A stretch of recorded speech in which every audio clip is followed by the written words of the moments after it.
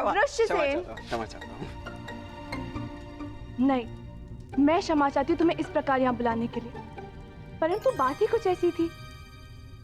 वो, मैं एक विवाह में जा रही हूँ और मैं चाहती हूँ कि सांब भी वहां उपस्थित हो और उसे केवल तुम ही वहां ला सकते हो, तो तुम्हारी बात अवश्य मानेंगे। अच्छा, तुम्हारे कहने का तात्पर्य है कि वो तुमसे अधिक मेरी बात मानेगा। वृश्चिसेन, ये परिहास का समय नहीं है, मेरी जान पर लगी है। अब मैं स्वयं जाके तो उन्हें वहां से आने को नहीं बोल सकती ना, क्योंकि मैं जानती हूँ कि वो नहीं आएंगे, परंतु इस बार उनका वहां आना अति आवश्यक है।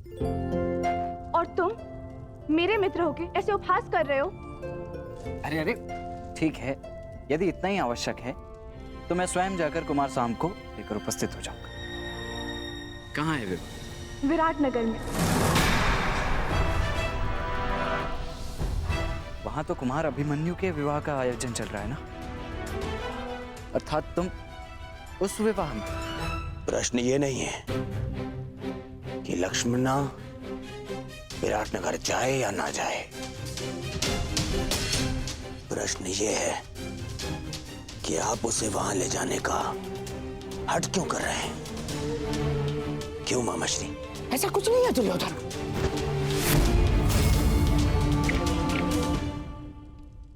जितना मैं आपको जानता हूं मामा श्री, आप अकारण मेरा मन बदलने के लिए मुझे बातें नहीं करते हैं।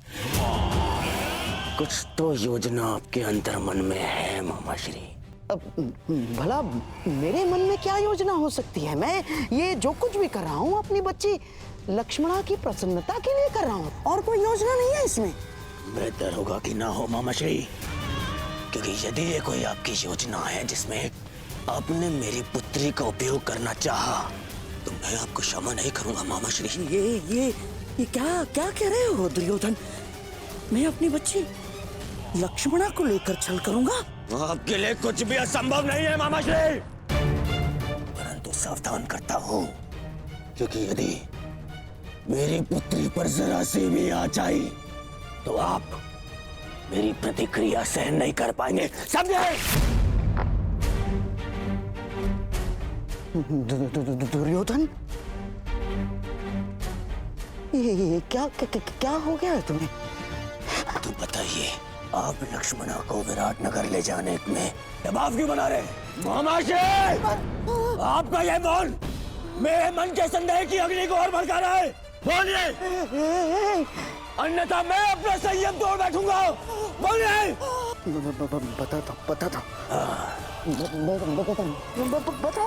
बताता हूँ।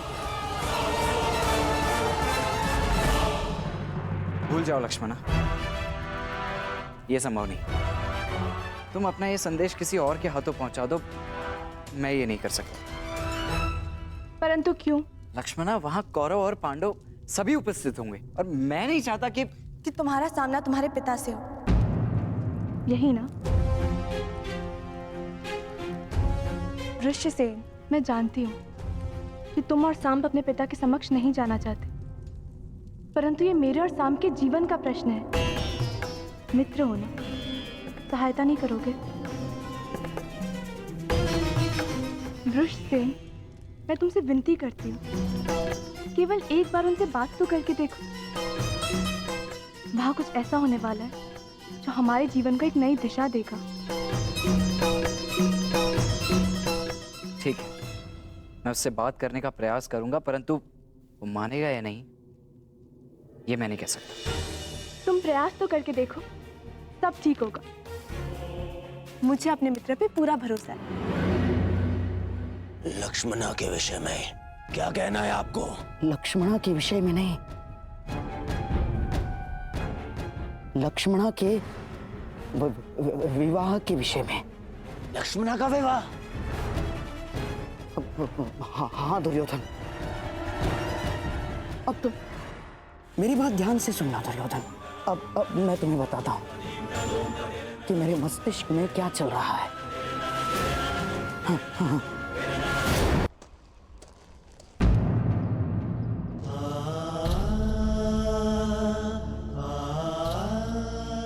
मुझे मुझे नहीं पता था कि आप अभी यही हैं। मैं जानता हूं तुम मुझसे रुष्ट हो पुत्र।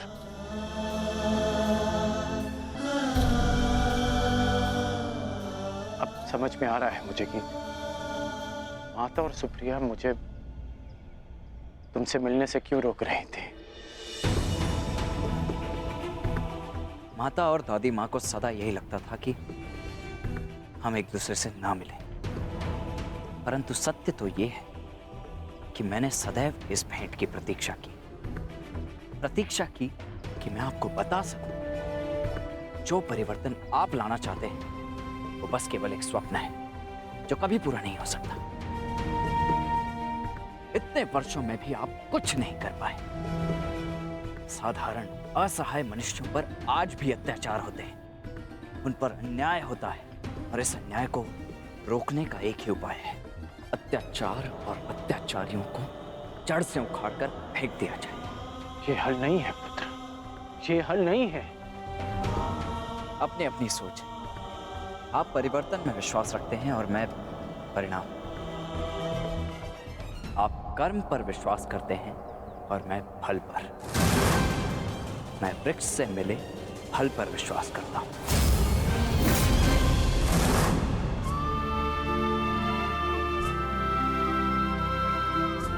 मैं जानता हूं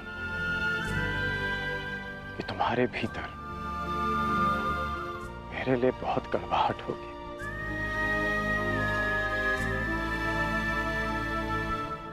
परंतु मुझे विश्वास है कि एक दिन तुम मेरा बलिदान अवश्य समझोगे। मैं उस समय की प्रतीक्षा करूंगा। वो समय आएगा पुत्र, वो समय आएगा। वो दिन कभी नहीं आएगा जब मैं आपके तर्कों से सहमत होऊंगा। आपने अपना मार्ग चुना और मैं अपने चुने मार्ग पर चलूंगा। आप कीजिए प्रतीक्षा परिवर्तन की, परंतु मैं परिणाम लाऊंगा और मैं अपने मार्ग में किसी को नहीं आने दूंगा, फिर चाहे मुझे उसके लिए किसी का भी सामना करना पड़े। और यदि आपका भी सामना करना पड़ा तो मुझे स्वीकार है।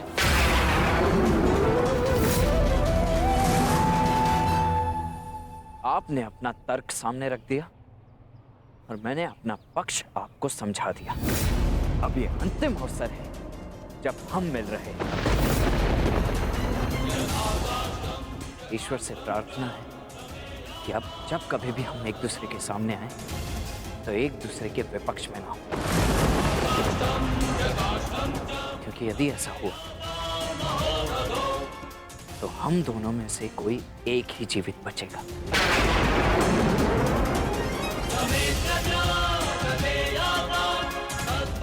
और दोनों ही पक्षों में हानि माता की ही होगी। रोना उन्हें ही पड़ेगा। इसलिए प्रार्थना है कि आगे से मेरे मार्ग में ना आए।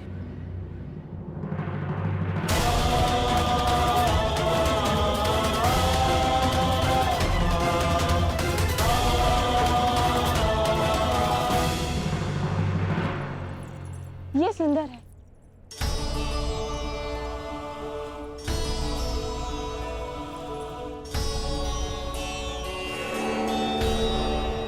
अति सुंदर पुत्री, वस्त्र चयन में बहुत ही प्रवीण हो गए हो लक्ष्मणा। एकांत। नहीं मामाश्री, प्रवीण तो आप हैं मनाने में। हैं? मुझे तो विश्वास ही नहीं हो रहा कि ये चमत्कार कैसे हुआ। पिताश्री को कैसे मनाया? विश्वास के कारण, क्योंकि शकुनी हमेशा अपने देय वचन पूर्ण करता है। तुम्हें भी मुझ पर विश्वास करना सीखना होगा लक्ष्मणा। मुझे आप पर पूरा विश्वास है मामाश्री। तो क्या तुमने वो किया जो मैंने तुमसे करने को कहा था? क्या संभ विवाह में आएगा? जी मामाश्री, वो विवाह में अवश्य आएंगे। बहुत अच्छे बच्ची, जाओ अपने मधुर मिलन की तैयारियां करो। जाओ।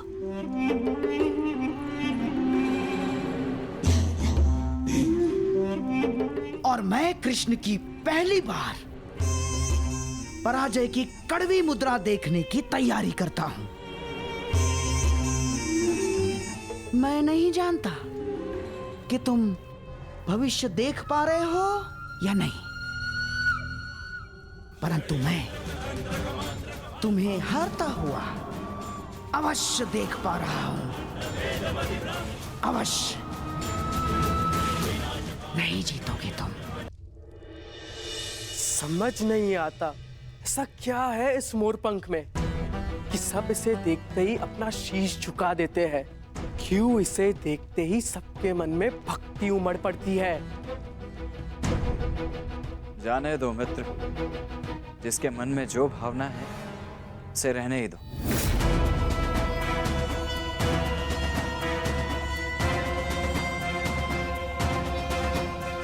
परंतु मुझे ये भक्ति नहीं लगती, ये भय है, भय जो इस मुकुटधारी के पाखंड से उपजा है। लोग इससे प्रसन्न इसीलिए है क्योंकि वो उन्हें मनचाहा देते हैं। कम से कम वो ये कार्य तो उचित ही करते हैं मित्र। परायों को महत्व देते हैं, अपनों को नहीं।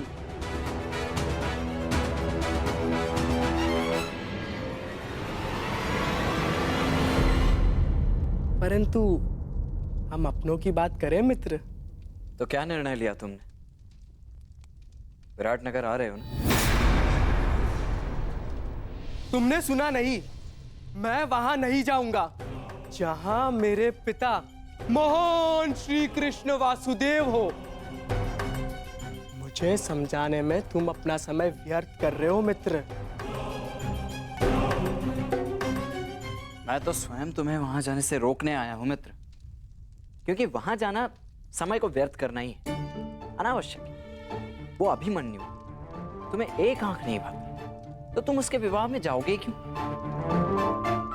हाँ, वो माना कि लक्ष्मणा वहां आ रही है, परंतु उससे क्या अंतर पड़ता है?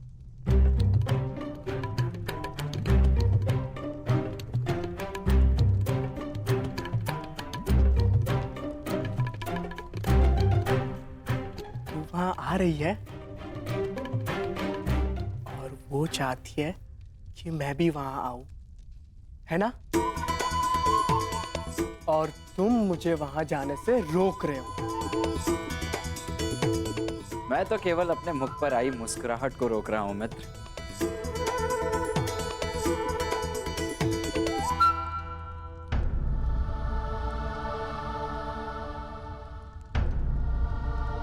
काकाश्री, प्रणिपात। प्रणिपात। तो हम कल प्रातः यहाँ से प्रस्थान करेंगे ना? परंतु अभी सूर्योदय होने में तो समय शेष है। फिर इस समय आप यहाँ? मैं जांच रहा था कि सुरक्षा प्रबंध पर्याप्त है या नहीं, क्योंकि हस्तिनापुर की राजकुमारी पहली बार जो हमारे साथ जा रही है। काकाश्री, आप अंगराज हैं, अंगरक्षक नहीं। आपको ये सब करने की आवश्यकता नहीं। मैं ये सब इसलिए करता हूँ क्योंकि ये युवराज और आपकी सुरक्षा के लिए आवश्यक है। मेरे लिए मेरा वहां जाना आवश्यक नहीं है, परंतु किसी और के लिए मेरा वहां उपस्थित होना आवश्यक है। मेरी बात मानो मित्र, मत जाओ वहां, भूलो मत, तुम्हारे पिता भी उपस्थित होंगे वहां पर। तुम्हारी मंत्रणा उचित है मित्र, परंतु वहां लक्ष्मणा भी होगी और उसकी इच्छा है कि मैं भी वहां पहुंचूं। इस बार भी उनकी इच्छा नहीं थी कि मैं उनके साथ विराटनगर चलूं। क्योंकि उन्हें आपकी चिंता है। हर पिता के लिए अपनी पुत्री की रक्षा सबसे बड़ी प्राथमिकता होती है। देखो पुत्री, उनके वहां बहुत शत्रु हैं, इसलिए आपको वहां ले जाना सुरक्षित नहीं है। परंतु हम विवाह में जा रहे ना काकाश्री, युद्ध करने तो नहीं। शत्रु शत्रु होता है, कब युद्ध छेड़ दे कोई नहीं जानता। और एक पिता का सबसे बड़ा कर्तव्य अपनी संतान की सुरक्षा होती है। मुझे कोई अंतर नहीं पड़ता कि मेरे पिता मेरे विषय में क्या सोच रहे हैं। तुम्हारा आग्रह डालने के लिए क्षमा चाहता हूँ मित्र, परंतु मैं विराटनगर जाऊंगा लक्ष्मणा से मिलने के लिए, चाहे वहां कुछ भी हो। निश्चिंत होकर जाओ मित्र। यदि वहां कुछ होगा भी तो तुम्हारी रक्षा के लिए मैं वहां उपस्थित रहूंगा। चाहे जो हो राजकुमारी, स्मरण रखिएगा कि मैं आपकी रक्षा के लिए सदैव वहां उपस्थित रहूंगा।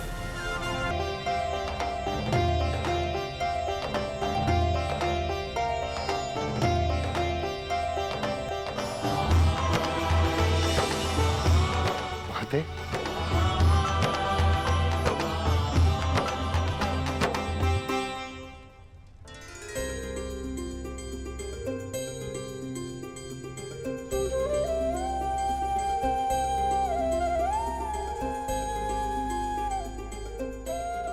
तेरह वर्षों से ये आंखें तुम सबको देखने के लिए तरस रही हैं। अच्छा नेतृत्व हो जाने दो।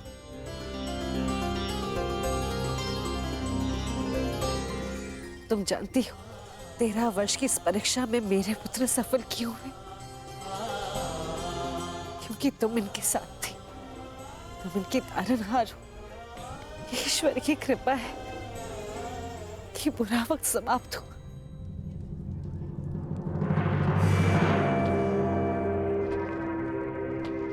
और किसी का बुरा समय प्रारंभ हुआ।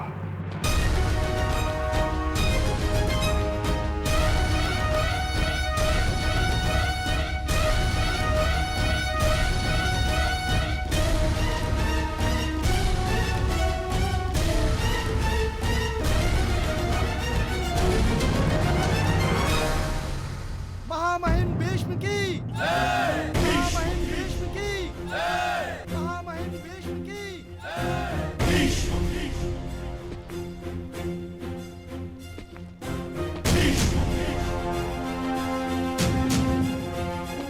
आप यहाँ पधारे, हम धन्य हुए पितामह। प्रणिपात। आयुष्मान भव।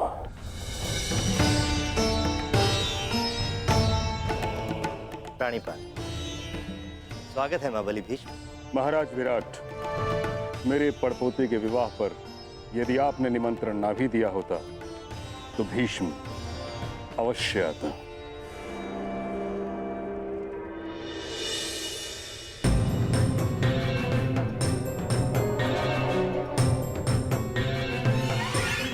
आइए महाबली भीष्म।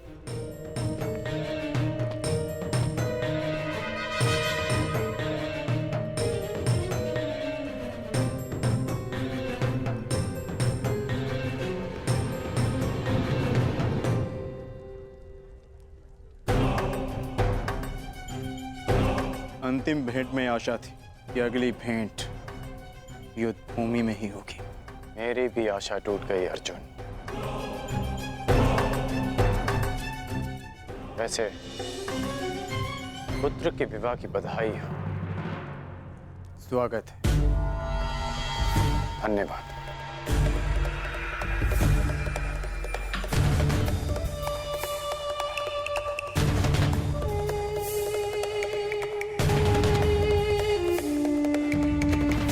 प्रणिपात।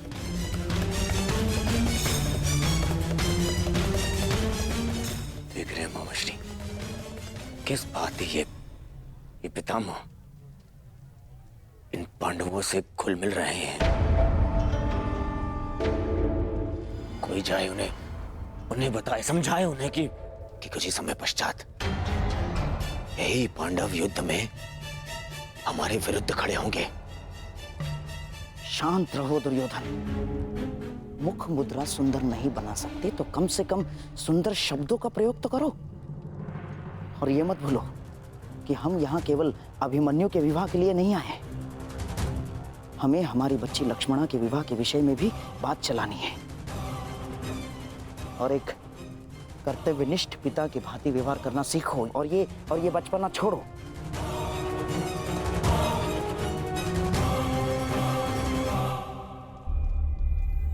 पिताश्री, अब तो सभी अतिथि आ ही चुके हैं ना, आप भी तनिक मेरे साथ बैठिए। मुझे आपको कितना कुछ पता है।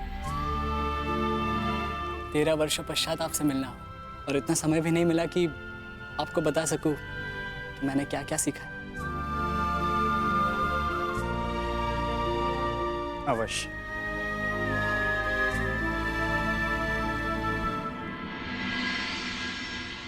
जिनसे मिलना था उनसे मिल चुके हैं। अब न किसी से मिलना शेष है और न किसी को उत्तर देना।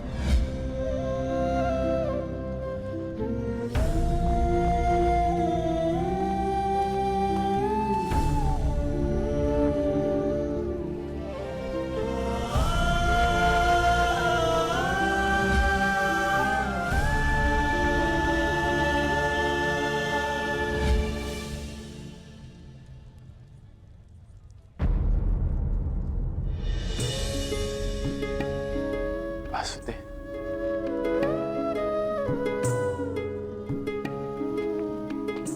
प्रणिपात वासुदेव, क्षमा कीजिएगा, मैंने आपको देखा नहीं। कोई बात नहीं अंगराज। मनुष्य का मन जब व्यथित होता है तो कई बार वो अपने आसपास की वस्तुओं को देख नहीं पाता।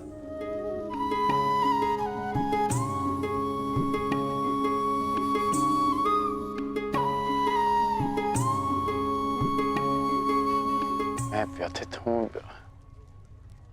ये आपको कैसे ज्ञात हुआ? लगता है तुम भूल गए अंगराज। सारथी हूं, योद्धा का मन पढ़ लेता हूं। अभिमन्यु को देखकर